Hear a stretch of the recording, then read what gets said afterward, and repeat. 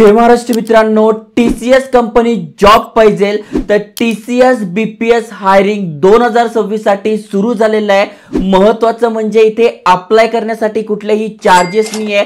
त्याही पेक्षा महत्त्वाचं म्हणजे तुमचं ग्रॅज्युएशन झालंय, फ्रेशर्स तुम्ही आहात, जसं बीए झालंय, बीकॉम झालंय, तर तुम्ही ते अप्लाय करू शकताय। कोण कोण अप्लाय करू शकताय सगळी माहिती सांगतोय। अप्लाय करायचं ते पण सांगतोय आणि सिलेक्शन प्रोसेस काय ते पण मी तुम्हाला आजच्या व्हिडिओत सांगतोय। ऍक्च्युअली हे अपडेट माझ्याकडनं मिस झालं होतं, पण इंस्टाग्रामवर एकाचा मेसेज आला होता यावर नक्की व्हिडिओ बनवा, तर फायनली तो व्हिडिओ बनवतोय। सगळी प्रोसेस समजून घ्या। तुमच्या फॅमिलीमध्ये कोणाचं हे शिक्षण झालं असेल, टीसीएस किंवा अशा कंपन्यांमध्ये जॉब पाहिजे असेल तर नक्की शेअर करा। स्क्रीनवर जाऊन सगळी माहिती सांगतोय। त्याआधी असेच नवीन नवीन job update, career guidance, business idea पाहिजे असेल तर नक्की चॅनल सबस्क्राइब करा। चला तर बघूया डिटेल मध्ये।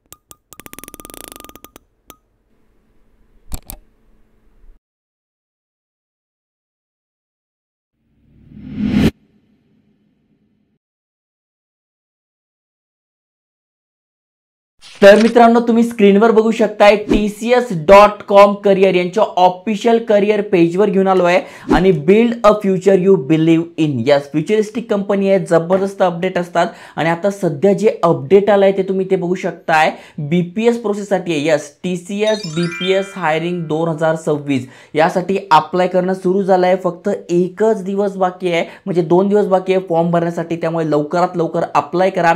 जसं की बघू शकता रजिस्ट्रेशन ओपन आहे आणि तुमची जी एक्झाम होणार आहे, म्हणजे जी सिलेक्शनसाठी जी एक्झाम असणार आहे ती 6 नोव्हेंबर 2025 ला असणार आहे आणि 19 ऑक्टोबर आधी, म्हणजे संडे आहे त्याआधी तुम्हाला अप्लाय करून घ्यायचं आहे। आता नेमका कोण कोण अप्लाय करू शकते, खास करून जे कॉमर्स ग्रॅज्युएट आहे, आर्ट्स ग्रॅज्युएट आहे त्यांच्यासाठी ही अपॉर्च्युनिटी असते, त्यामुळे त्याला बिझनेस प्रोसेस म्हणतात। बीपीएस हायरिंग असते। ज्यांचं इंजिनिअरिंग झालं, इथे कुठले कोडिंग वगैरे विचारलं जात नाही।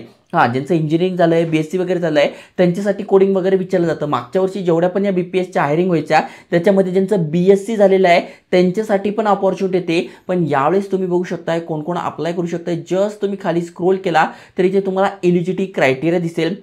त्यामध्ये फुल टाइम 3 वर्षाचं तुमचं ग्रॅज्युएट झालंय, जसं बीकॉम झालंय, बीए झालंय, बीएफ झालंय, बीबीआय झालंय, बीबीए झालंय, बीबीएम झालंय, बीएमएस झालेलं आहे, तर तुम्ही ते अप्लाय करू शकणार आहात। महत्त्वाची गोष्ट म्हणजे बॅकलॉग आणि एक्सटेंडेड एज्युकेशन, म्हणजे जर का तुमचा बॅकलॉग आहे पण जेव्हा तुम्ही ते जॉईन करणार असाल तेव्हा तुमचे बॅकलॉग हे झालेले पाहिजे।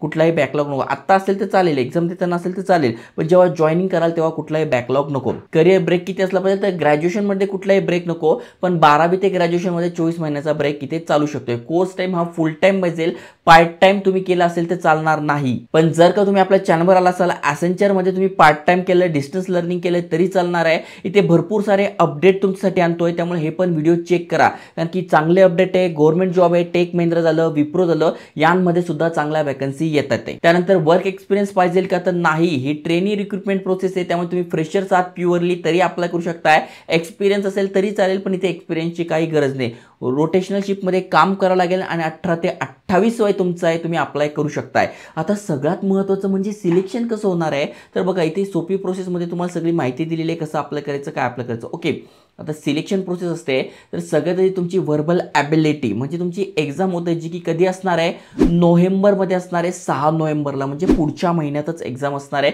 जी की तुम्ही देऊ शकताय। ओके, सेंटर तुम्हाला सिलेक्ट करून घ्यायचं कसं काय ते सांगतो मी तुम्हाला।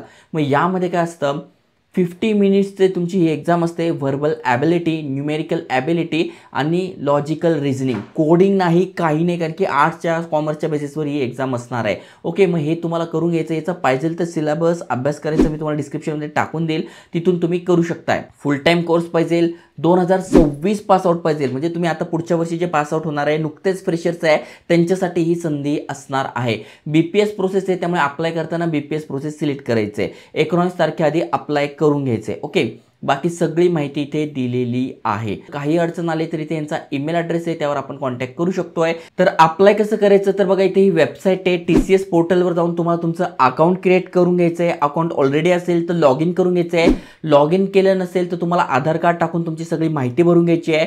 त्यानंतर अप्लाय करताना 2 ऑप्शन येतात, त्याच्यात आपल्याला बीपीएस सिलेक्ट करायचं आहे। ऑलरेडी मागे मी व्हिडिओ टाकलेले आहे, अनेक जणांनी अप्लाय सुद्धा केले, तर बीपीएस सिलेक्ट करून तुम्हाला पूर्ण फॉर्म भरून घ्यायचा आहे। तो कसा भरायचा, काय भरायचा, सगळं सगळी माहिती याच्यात आहे. तुम्ही तुमचं ॲप्लिकेशन ट्रॅक करू शकताय.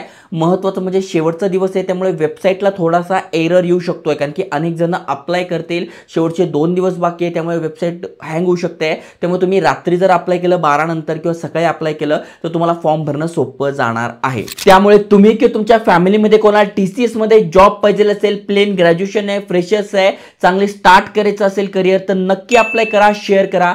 जय हिंद, जय महाराष्ट्र.